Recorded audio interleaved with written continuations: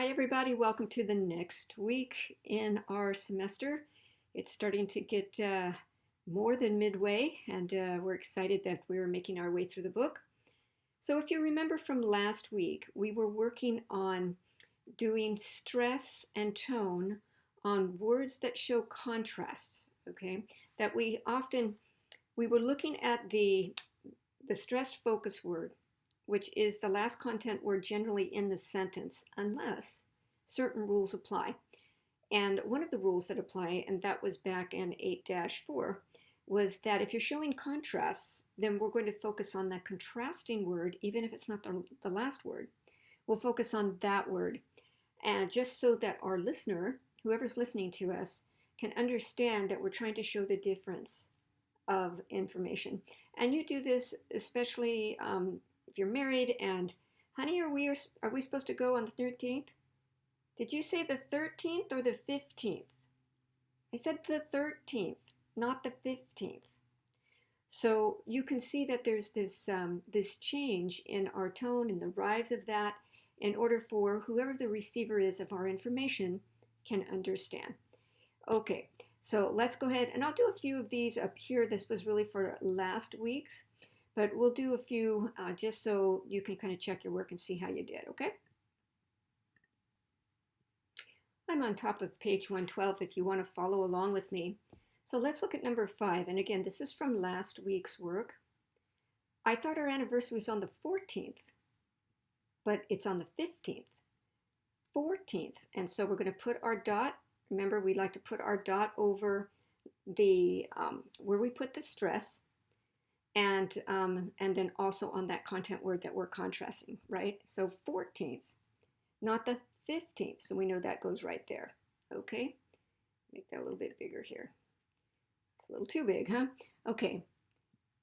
He doesn't need the white pages. He needs the yellow pages. Okay.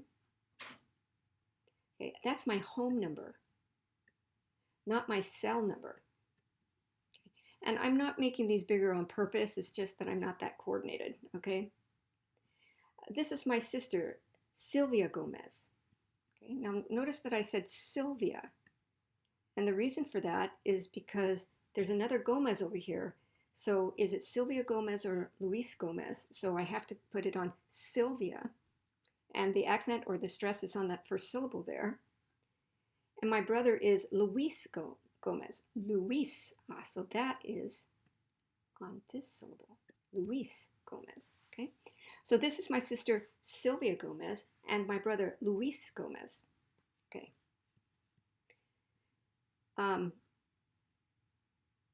So this one's a little trickier. Okay. If the clothes aren't on the dryer, see, I just went up a little bit. Look in the dryer. Okay. Again, the sizes of the dots make no difference. It's just me not doing a good job. Okay. Okay, I was more interested in hearing his opinion rather than giving mine. So hearing his opinion than in giving mine. So we'd rather hear his opinion rather than giving mine. Okay. So we can do contrast. So you might also think that it depends on what you're stressing. Is it stressing hearing and giving, or is it stressing his versus mine? So you could do this another way. I was more interested in hearing his opinion, rather than giving mine. So notice that we can stress that, is it hearing versus giving, or is it his versus mine? So when I look at that, I think probably for number 10, they're focusing on the pronoun. So I was more interested in hearing his opinion than in giving mine. So I would say the pronouns in this case are what they're looking for in that case, okay? This is what they're looking for. All right, let's take a look at the rule. So our next rule is 8-5, still on the bottom of page 12. And this is focusing highlights on new information. Rule 8-4 was on contrasting information. On the dryer, in the dryer, his, mine. But this is new information. So you have to follow the dialogue, okay? Because it will be dependent a lot of times on the sentence before it. So we have to follow this dialogue. So let's take a look. Here's an example. What's your favorite dessert? And of course it's focused here because dessert is focused on the second syllable. Dessert, probably ice cream. But what kind of ice cream? Notice that ice cream is no longer the focal point because we've already established that we are talking about ice cream. Now we want to shift to the kind of ice cream. So the first thing is dessert. Well, there's many different desserts, brownies and ice cream and cookies and candies and pies and cakes. So now, what's your favorite dessert? Probably ice cream. But what kind of ice cream? Oh, definitely chocolate ice cream. And again, we put the dot over the most important focus word and over the syllable that is stressed in that content word, okay? And this says here, notice that old or repeated information is backgrounded. And what got backgrounded here was ice cream because we focused here and then no longer was it the focus. So this is backgrounded. Background means that it is more subtle. It's not stressed. The tone is lower, okay? You can hear it. It's just not the main point of what the message we're getting across. All right. So let's go to exercise 7 and see how this plays out. So you can see how it's done in the example. So I hear you have a new apartment. Yeah, it's in the East Bay. Oh, where in the East Bay? In Alameda. It's a little less expensive there. How's your commute? Is it better? Oh, much better. Okay, so let's take that apart and see how that's going. All right. So the focus is apartment. That's the most that's the biggest and last content word that we approach. So it's the most important element in the sentence. And he says, yeah, it's in the East Bay. And Bay is, we know, to be the Bay Area. So you kind of have to be a little bit familiar with California, but East Bay. So now that could be, it's in the, if they had been talking about the Bay Area, like where do you live in the Bay Area? Well, I live in the East Bay. Then they would have focused on East. But up here, we don't know what's in the Bay Area yet. So he's going to focus on Bay down here. So it's in the East Bay. Oh, where in the East Bay? This got backgrounded. East Bay got backgrounded. But now our focus is our WH word, and we know that content words can be WH words. We've learned that earlier in this chapter, or the chapter before. And now we're going to get the location in Alameda. Okay, that's the name of the city. It's a little less expensive there. Now we know that the second to the last syllable is stressed because remember when we add an I suffix like IVE, it's the syllable right before it. You learned that a few chapters ago. So expensive, expensive. Okay. And so now he's going to change a little bit. Now he wants to know some new information. How's your commute? Commute. And it's a question, so we're going to rise it, right? Is it better? And this is an adjective, so a lot of times it's stressed on the first syllable. Oh, much better. Now this gets backgrounded because we've already introduced it, right? That gets backgrounded. And now the new information is how much better it is. Okay, so we're going to, here it could be idiomatic, but we can't say, oh, much better. We understand that to be, it is desirable. Okay, so let's see if we can do one on our own, and then I'll leave another one for you to do. So let's focus. What's the matter? Matter. So that's going to be right there. Well, I'm stuck on this assignment. Assignment. So that's there. What kind of assignment? Notice that this got backgrounded. So what's the matter? Got stuck on this assignment. What kind of assignment? Assignment goes down. Oh, it's a paper. Paper. Right? Sometimes this cooperates, sometimes it doesn't. Paper. So we're going to definitely do this on the first syllable. A philosophy paper. Now, paper gets backgrounded here because I'm giving you new information. That new information is the type of paper, philosophy. Now, we know this because of the OPHY. You learned about that. Philosophy. So we're there, right? We're gonna put it right there. There we go. Philosophy. And it's due tomorrow. Tomorrow. Okay? So as you look at these, find out what the main words are. What do you think it is in this sentence? Look at these sunglasses. Sunglasses. Aren't they great? Where did you get those sunglasses? Now I want location. So I want that person to give me the location. I found them. So I still don't know where, but he found them somewhere. Well, I hate to tell you this, but I think they're my sunglasses. So I hate to tell you this, but I think they're my sunglasses. So he's focusing that who do they belong to? Mine, right? I hate to tell you this, okay, but they're my sunglasses. My sunglasses. You can sometimes decide where the focus is. It really depends on what the person is stressing. I could say, well, I hate to tell you this. Or I hate to tell you this, but I think they're my sunglasses. So it really depends on the speaker sometimes. That's what makes it hard. But I'm going to go with I hate to tell you this because I know in normal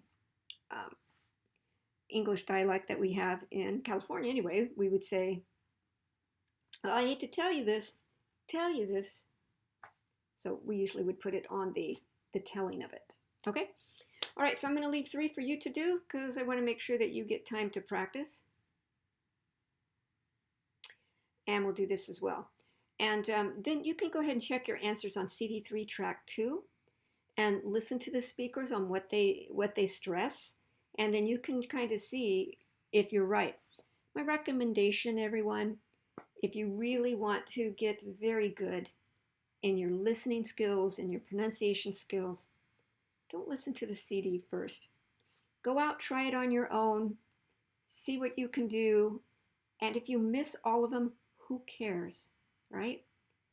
It's better if you struggle with it, guess, figure it out, problem solve, rather than just listening to the speakers and where they pronounce it and then just mark it, okay?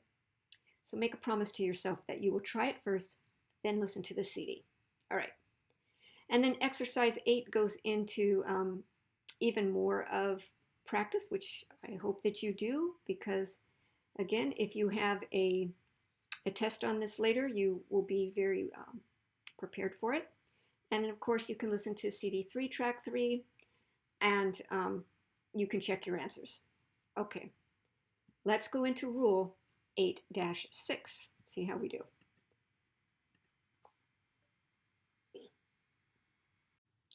Okay, so let's look at the example here.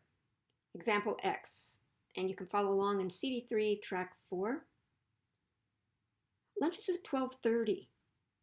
Actually, I heard it was at 1:30. So when we focus, the focus word corrects or modifies a previous statement, and you guys probably know this a lot, right? As non-native speakers, you thought you heard one thing, but it was another thing, and you have to ask for clarification or for them to repeat the information, or you have to correct them, okay? They got your name wrong and you have to correct them, so now you're the one that is modifying the statement. When you modify something, you change it. So you have to give different information. And that just says one person understood what they heard one way, but it wasn't the right way.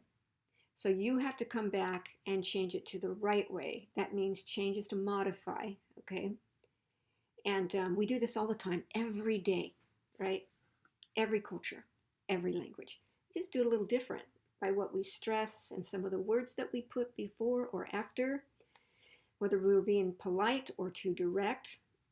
And so let's take a look. Okay. Something to think about. The word actually serves an important function in conversation. If you introduce a correction,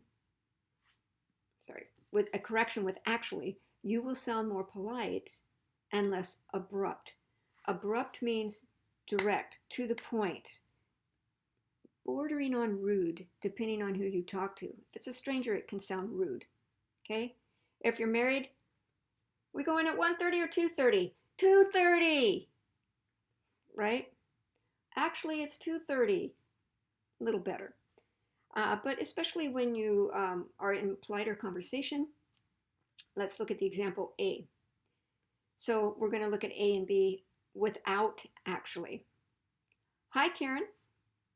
It's Kara. Okay, pretty direct. Or it could be, it's Kara. It might embarrass that person a little bit. Oh, gosh. Oh, sorry, Kara. Sorry. So when a person, is so direct, we think we've offended them. So actually helps us soften the correction. So let's look at AB with actually. Hi, Karen. Actually, it's Kara. So isn't that nicer? And they're like, oh, right, sorry. You still might be a little embarrassed, but one, you think they're mad, and the other one with actually, they don't seem as put off by it, okay? So you can do this with someone in your home, which I recommend because we don't have each other really to pair with, at least for this exercise. So it wants you to say the incorrect statements below. Student A would say the incorrect sentence and student B would correct the statements. If you are certain of your correction, introduce it with actually. If you are not quite certain, choose another expression from the box. Okay? So let's see how that goes. And the actually is if you're really sure. I'm pretty sure, I'm almost certain. Those are stronger. Come down. I was under the impression. I don't think so. I always thought. So some of these are stronger, and some of these, I will tell you that I'm pretty sure I was under the impression those are softer. I'm almost certain is softer, but I don't think so is a little stronger, okay? So here we go. Example. Classes begin on the 8th of September. I'm almost certain they begin on the 9th. 9th. Higher, longer, stressed. Okay, 9th. Okay. So I'm gonna be student A and B, okay? So I get to use my acting here. Dante wrote Hamlet. Actually, I don't think so. I think Shakespeare wrote Hamlet. Okay? So I could have said anything. Dante wrote Hamlet. Actually, Shakespeare wrote Hamlet. Or I always thought Shakespeare wrote Hamlet. Or I was under the impression that Shakespeare wrote Hamlet. I'm almost certain Shakespeare wrote Hamlet. So you can use any of these, but again, it softens the delivery, rather than if my friend says, Dante wrote Hamlet, Shakespeare wrote Hamlet. See, okay, Stevie, you know it all, don't you? Okay, so I'm going to ask you to go find husband, wife, partner, roommate, whatever you have at home, your kids, and say something to them. Have them say the wrong thing to you, and then I want you to correct them. Smoking decreases your risk of heart disease. Now, I'm pretty sure smoking increases your risk of heart disease. Okay, you guys got it? Perfect. Okay, we'll keep moving on. My Japanese students should get this one pretty quickly, right? Kyoto is the capital of Japan. I don't think so. All right. So, and then you can listen to CD3 track 5 and get a good idea. But try to do it on your own first. It's fun. It's fun even if you make mistakes. Okay, rule 8-7, let's go. So on this one, we emphasizes agreement, that we really want to tell the person, yeah, you're right. Mm-hmm. Especially if it's your boss. And you want to show them you're on board. Okay. On board is an American idiom. That means that you're in agreement. Okay. That you feel the way he or she does. Okay, so here we go. This chapter is easy. It is easy. Right, now look at this on the be verb here. Because I'm emphasizing agreement. Okay. It is easy. It is easy. Okay. You are handsome. You are the best. Yeah. So a lot of times we'll stress a be verb because it's a stative verb. We can use it as a stative verb, and it gives us that extra emphasis on our agreement. Okay. So when signaling an agreement, we usually emphasize the verb to be or the auxiliary. Okay. Let's look at our example. He's such a great cook. You should think about opening a restaurant. You're right. He should. The implied, see the parentheses right there? That's implying that he should think about it. So you don't have to say it. You could. I could say, he should think about it. But if I'm just emphasizing with you, I'm going with what you're saying, I'm agreeing, I could just say, he should. Yes, he should. I think I'll go out with that woman. Yeah, you should. Go, brother. Okay. I don't have to say, yeah, you should go out with that woman. I don't need to, because the emphasis is on should, so he already knows that I'm encouraging him to go out with that woman. Okay. So we're going to look at exercise 10 and take a look at some of our examples here. And in groups of, well, we can't do that. Use focus to agree or disagree. So you just need to have a truthful response, and it could be an agreement or a disagreement, okay? So let's take a look. It pretends that there's 3 students. So if you want to get 3 members of your household, you and 2 others, you could do it. But let's take a look. Here's the statement. I think that the Honda is the best car on the road. Student 2 says, I agree, it is. See that focus on is? The assumption is the best car, right? Student 3 is going to disagree. I think the smart car is the best. I think the smart car is the best. Because the change of information, here we focused on the be verb because we're in agreement. But here we focused on the change in information. We're correcting someone. So we're focusing on the new information that we're using to correct that student or give the opinion. Do 1 or 2 here, and we'll leave it at that, okay? Student 1, I think that Paris is the most beautiful city in the world. So what in the world, okay?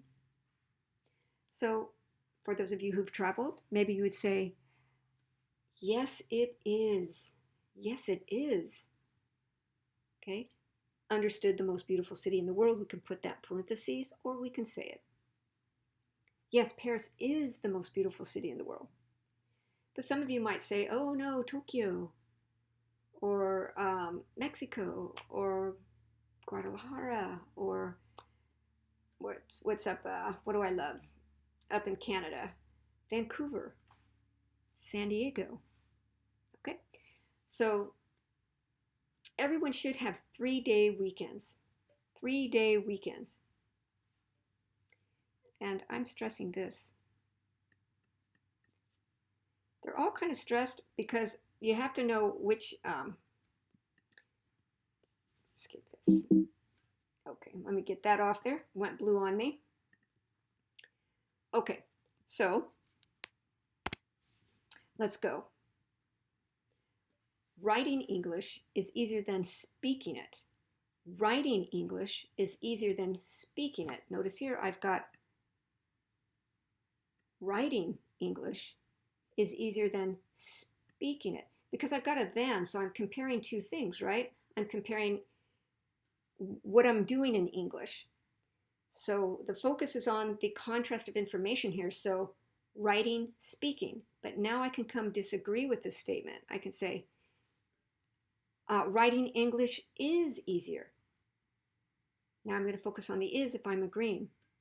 Or I might say, writing English isn't easier than speaking it. Isn't easier than speaking it. So I can focus on the negative too. And then we have all guns should be illegal. I'll let you guys work with that. Okay, and this is just a lot more practice for you. You can go to CD3, track 7. It says an international graduate student in business talks about her program. Listen and repeat each phrase until you can match the timing, thought groups, pitch jumps, and focus words. That's a lot, okay? You might have to do this 3, 4, 5 times. But one of the things that you can do is to record yourself reading the passage and record yourself doing the first one, and then practice like 5 or 6 times and record yourself doing the last one. See how much you've improved. Now, I'm not asking you to turn this in. I'm just saying it's good for you to see, and then play the tracks and match your rhythm, stress, tone, content, words with the speaker on the audio. Okay? Again, we have more student A, student B. And they're just saying, you're supposed to cover up the questions in that thing. What did you do last night? I called my mother. You should call your mother. I called my mother. You look relaxed. I just got back from a long vacation. You need a long vacation. I just got back from a long vacation. So you can practice that. The more you get these emphasis on the content words or the focus words in the thought groups, the more native-like you're going to sound, the more understood you're going to be the first time around amongst native speakers. Okay, so you go for that, and we're going to go ahead, and you can go ahead and do these assignments. These are focusing on word contrasts, so this would be good for you to do contrasting assignment here. And you could read through that if you'd like. And our last bit here is going to be on our oral review. And there is some famous quotes. And I'm going to actually have you do some work with this song here.